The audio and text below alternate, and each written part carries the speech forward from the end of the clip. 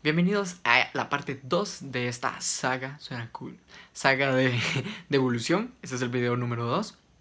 En esto lo que vas a ver ahorita es la explicación de algunas de las evidencias que podemos encontrar en la naturaleza que respaldan la teoría de la evolución de las especies.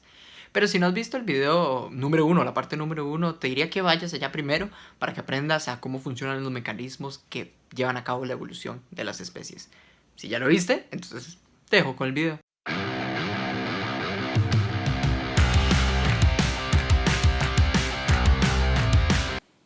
En el caso de las evidencias tenemos varias áreas del conocimiento que han nutrido al estudio o a la teoría de la evolución de las especies. Desde la medicina, la embriología, la geología, la paleontología y la genética. Entonces te voy a hablar de por lo menos unas 4 áreas de evidencias que nos han ayudado un montón al estudio y al entender más esta teoría. La primera es las pruebas anatómicas. ¿Qué es lo que pasa? Que en el estudio de los huesos y las estructuras de los cuerpos encontramos que hay patrones muy similares entre grupos que están más emparentados genéticamente. Ya vamos a hablar más sobre el ADN, pero casos que incluso no tienen sentido a lo que entendemos de sus acciones ahorita, pero tienen sentido cuando vemos en grupos que deberían de estar unidos. ¿A qué me refiero? Por ejemplo, vamos a las ballenas. Las ballenas, que son mamíferos que fácilmente confundiríamos con peces, pero son mamíferos, tienen muchas características que comparten con nosotros, como que tienen placenta, cuando nace un bebé de ellos ya está completamente formado, el hecho de que pueden amamantar, generan leche para sus crías, el hecho que tienen pelo, muy poco, pero tienen, y parte de las estructuras de sus huesos. Si vemos la radiografía de una aleta de una ballena, es una mano, tiene los mismos huesos que tendríamos nosotros en nuestro brazo y en nuestras manos también. Pero algo muy interesante que se encontró cuando se ve el esqueleto de una ballena es que en la parte trasera tiene unos pequeños huesos que no sirven para nada, pero ahí están. Y cuando se analizan son muy parecidos a los huesos que deberían de estar en una cadera, lo cual eso no tendría sentido porque una cadera está hecho para animales que se mueven en tierra. Los animales que se mueven en el agua no necesitan una cadera, menos con los huesos de forma circular para poder girar, lo cual hacen nuestros músculos cuando caminamos. Entonces, las ballenas tienen caderas o huesos que simularían lo que es una cadera. Entonces, estas evidencias muestran que en algún momento un pariente lejano de la ballena anduvo por la tierra y con el tiempo fue dejando de ser necesario y por eso se ha ido haciendo más pequeño y al punto de ahora que solo están. Y así hay casos, un montón de casos.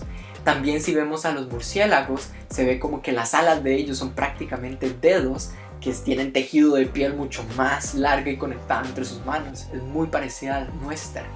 Entonces, podemos ver estos patrones en diferentes animales de estructuras que tienen sentido cuando las analizamos desde la idea de que son especies que se han diversificado, pero en algún momento tuvieron algún tipo de parentesco.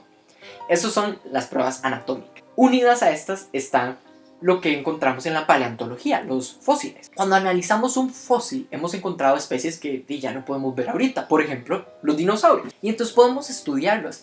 Volviendo a la ballena, hemos encontrado muchos fósiles de animales que podemos interpretar como que son ese intermedio de animal que estuvo en tierra y poco a poco fue perdiendo las piernas, que fue cambiando los orificios nasales de enfrente y ir moviéndose hacia la parte de arriba, que es donde los tienen las ballenas. Por si no lo sabían, el agujero que tienen, que es un espiráculo, es una nariz al final y al cabo, por donde respiran. Pero en los fósiles de estos otros animales podemos ver a veces casi que un mapa de cómo fueron cambiando. ¿Tenemos todo el panorama? No, no lo tenemos. ¿Por qué? Porque es muy difícil hacer un fósil. Necesita estar en algo llamado tipos de rocas sedimentarias y el proceso para preservarse es muy difícil. Y recordemos que los animales no son como ¡hey, fosílicenme! No, ¿verdad? Sucede por accidente. Aunque tenemos una gran cantidad de fósiles, cuando consideramos la cantidad de especies que han habido en el planeta, Es enorme. Entonces, no tenemos el mapa completo de una especie a otra, de un organismo a otro, pero sí tenemos pequeños saltos que podemos ir uniendo y intuyendo, como estos dibujos de puntitos que uno va uniendo.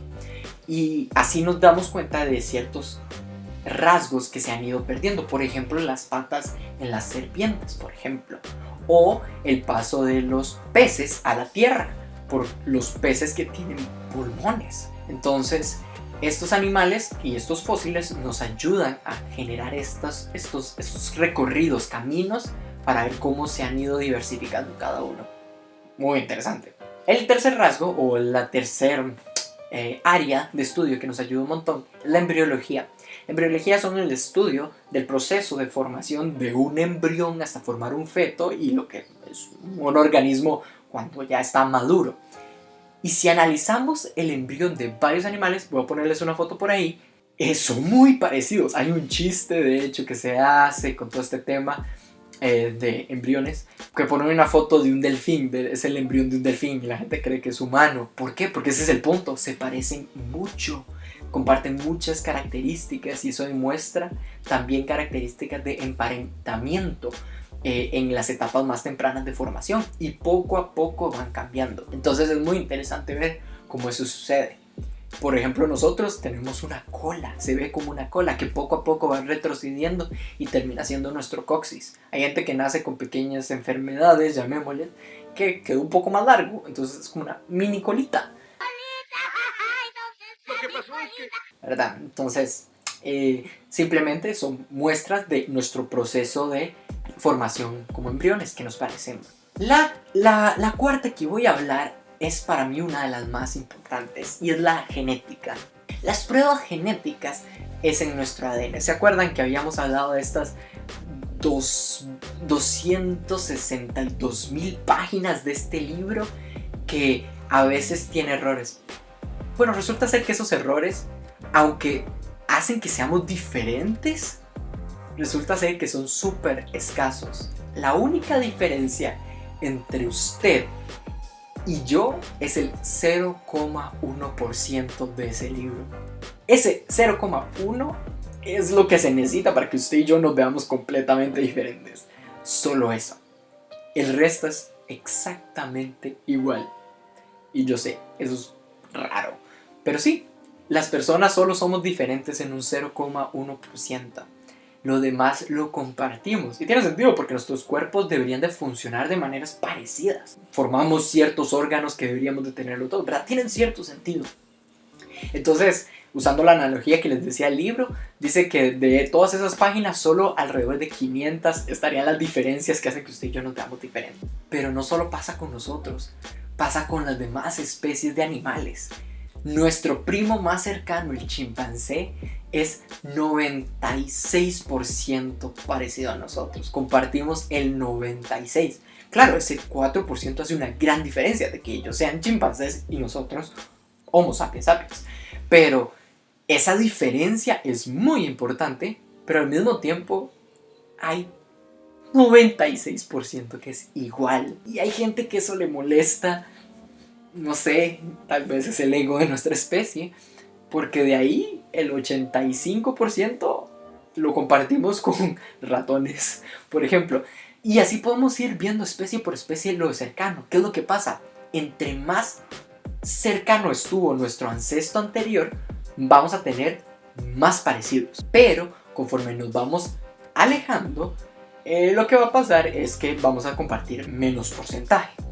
Recuerden que en este árbol de diversificación no solo estamos nosotros ni los animales, también están las plantas, los hongos. Eso significa que nosotros tenemos porcentaje compartido con hongos y sí, con plantas.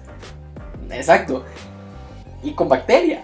Exactamente. Es extraño, pero sí, así es. Entonces, todas estas pruebas le dan validez a que sí tiene sentido. Cuando vemos nuestro ADN, encontramos el ADN, el código necesario para generar escamas. Nada más que está apagado. Pero ahí está. Porque en algún momento tuvimos un ancestro que tuvo probablemente escamas. Y así con diferentes cosas. Son como nuestras caderas de ballena, por decirlo así, que las cargamos, tal vez ya no nos sirven y están simplemente silenciadas y ahí están, pero son evidencias de nuestro pasado. Y esto es un poco a veces loco, pero a mí me encanta, me parece súper chiva. Qué loco, ¿verdad? Esto simplemente nos habla de lo que dice la teoría. ¿Cuáles conclusiones podemos llegar? Y ese es el último punto y tal vez la parte más que a la gente le genera problemas. Bueno, esas son las conclusiones. Listo con la parte 2. Ya solo queda una más y es un poco más de conclusiones y hay mucho de ya mi opinión. Espero que te estén gustando, así que anda, recordá, dale suscribirte y dale a la campanita si querés y pasar o compartir este video si te gustan. Nos vemos en la última parte, la tercera parte. Nos vemos.